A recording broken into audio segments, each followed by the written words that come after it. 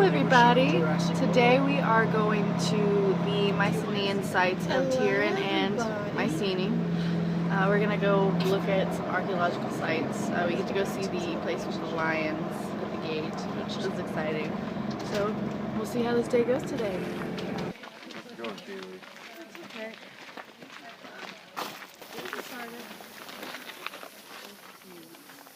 This place a little further up and outwards, and then you have a counterweight in order to keep it in place. Then you put the next one,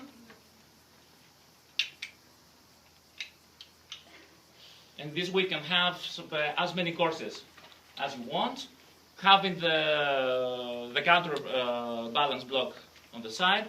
Well, you cannot make very wide chambers or galleries. But for the construction technology of the Bronze Age, that was the most secure way of constructing a vault. That technique is called Corbel, C-O-R-B-E-L. As impressive as that is, at Mycenae there are, that technique reaches a This is actually of sophistication there. So you'll see. Yeah, this is a rather...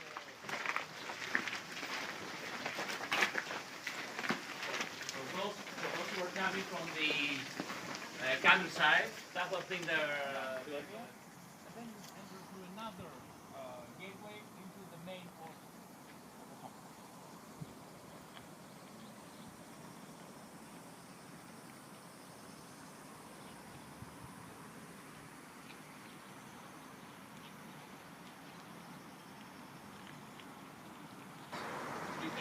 We are all columns where columns would be.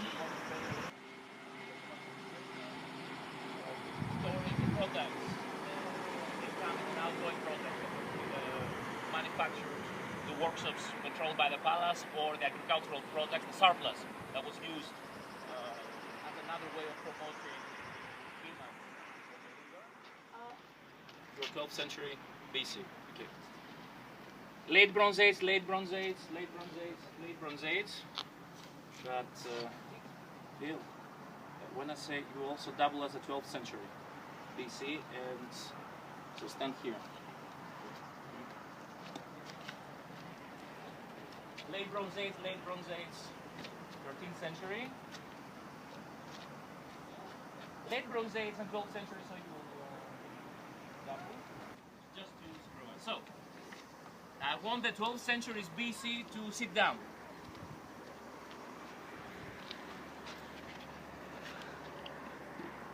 Now you can see which were the limits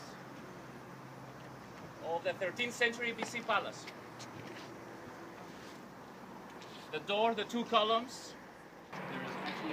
This large slab right here was a bath. You can see the little niches, notches or whatever, where it would hold the thing, and then it would slant down and drain out into this well, where it would drain into the drain system. King Agamemnon was supposedly killed in something like this. Go straight to the lion gate and up to the top and then come back out. Yeah.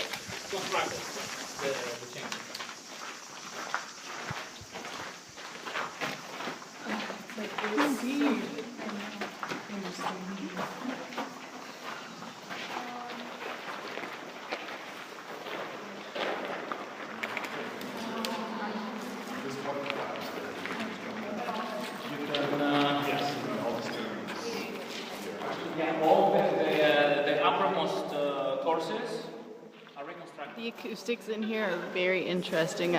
I am standing over here, and whenever they talk over there, I can hear them, and it sounds like they're like standing right over here. Kyle, what are you doing? He's trying to whisper. So the road was also battlefield, and the door was locked. We found a baby owl. Sorry, Poor thing's probably terrified. Bye, baby. We are charging the gate. We have shields in the left hand, weapons in the right. We're already getting rained down on by weapons from the defending party, and we're charging. We will come here and we see that we're surrounded by defenses. People shooting at us from the right, from the left, people shooting at us from the right, people shooting at us from above, and in front of us we have one of the most, well, not that we have time to notice it, we have one of the most spectacular sights and spectacles, the Gate of Lions. And if you like, you can stand in the shade to talk about the gate. That is the gate, and we are now in the citadel of Mycenae.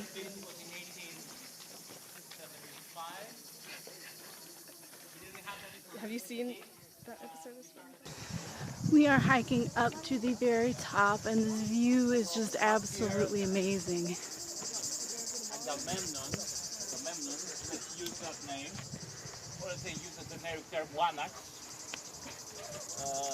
The king would look down over his domain. Mycenae looking around in imitation of the real place, which would have been here. So the watchman is looking, and his job every damn night is to look for a signal fire that would have been lit when Troy fell and the war was won. It would have been lit at Troy and would have made its way, a series of fires from the mountains of Troy all the way down here to the This weary Peloponnese. task of mine has been my plea to the gods throughout this year-long watch, in which, lie upon the palace roof of the Atridae, upon my bent arm, like a dog, I have learned to know well the gathering of the night stars, bringers of winter and summer to mankind. So now I am still watching for the signal flame, the gleaming fire that is to bring news from Troy and tidings of its capture.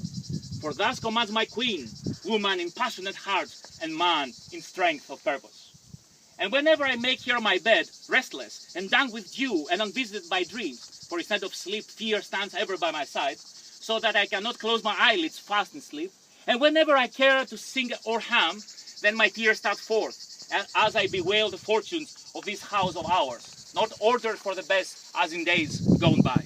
But tonight, may there come a happy release from my weary task. May the fire with its glad tidings flash through the gloom. The signal fire suddenly flashes out.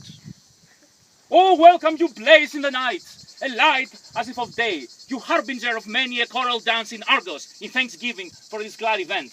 Hello, hello, to Agamemnon's queen I thus cry aloud the signal to rise from her bed. And I will make an overture with a dance upon my own account, for my lord's lucky roll I shall count to my own score, now that this beacon has thrown me a 666. Ah well, may the master of the house come home, and may I clasp his welcome hand in mine. For the rest, I stay silent. A great ox stands upon my tongue, yet the house itself, could it but speak, might tell a plain enough tale. Since, for my part, by my own choice, I have words for those who know, and to those who do not know, I've lost my memory. Okay, we are making a bunch of connections between Mycenae and Lord of the Rings. The beacons, they were beacons on the mountain range back there. There's one that would, light fire, like they did in Lord of the Rings. And we're gonna descend into the earth like, Lord of the Rings.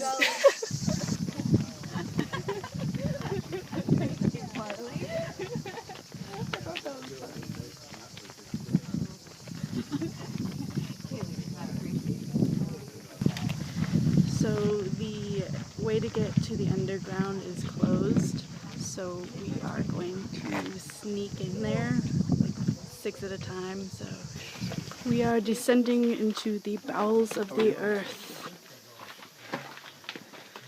I'm walking through the wall, and it's now we're underground. So this area was built.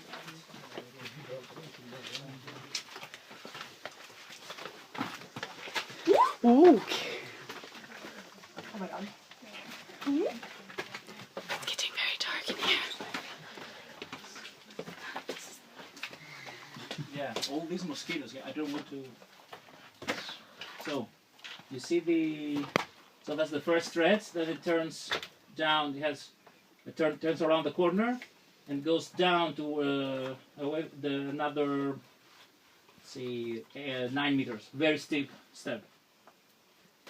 So Aristotle thinks that the area might be flooded because there's a whole bunch of mosquitoes down there, which is why we can't go completely into the bowels. We got through the esophagus, maybe to the stomach. This is the treasury of Tiryns, quote unquote. This was a tomb. It was actually larger than the one that we saw previously.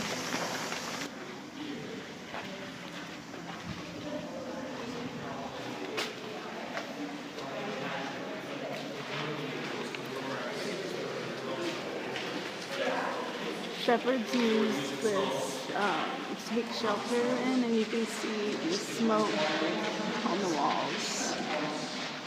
How massive this is. There's a room over there.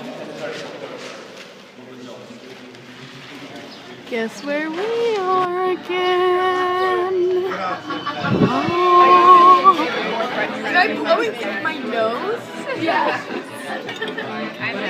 Who am I? What am I doing? She's laughing with the wine. Oh, and she's blowing out with her nose, and it's like tidal wave down the line. Magically, none of it got on my dress, only on Megan's arm, my hand, and your knife. And we just got done with dinner, and we are walking around now looking at all the shops, and this it's really cool at night here. Yeah, and it's like the perfect temperature now. It was 38 degrees Celsius today, which was almost 100, so it was really hot.